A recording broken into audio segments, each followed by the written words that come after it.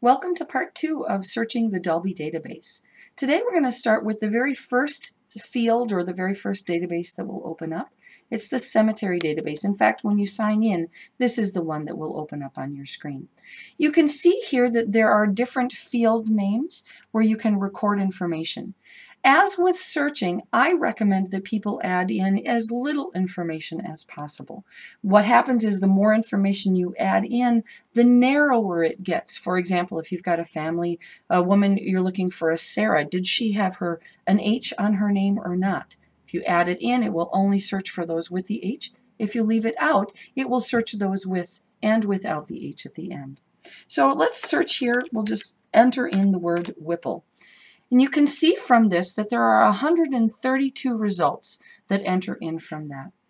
Also, you can see that these are the field names that are and the material that's the data that's entered in under this.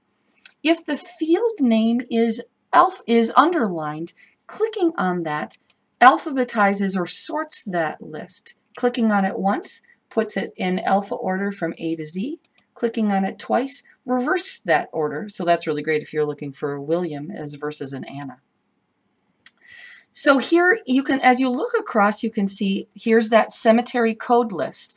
Knowing where that is, and remember, of course, that you could find that code list on the very opening page. But it is this last section way over here I want to highlight. This notes section is invaluable. You can see here we've got an Alice whose spouse's name was Leslie, and Leslie died in 1983. Ni is a way of saying what her maiden name is. So Alice's maiden name was Jensen. She was married on October 5th in 1935, and you can find her obituary in this newspaper, and this is the date of that obituary that's going to be published. You can find all kinds of other information, but if you click on the cemetery ID, that can be particularly interesting. If you've got family who's buried, for example, in a cemetery, all of a sudden you can find who else is perhaps going to be related. And sure enough, we've got Abel and Frank and their son, who is the son of, but this is a son of William. So I wonder if perhaps there's even another family member who is connected, but perhaps elsewhere. So the Dalby database can be very dynamic.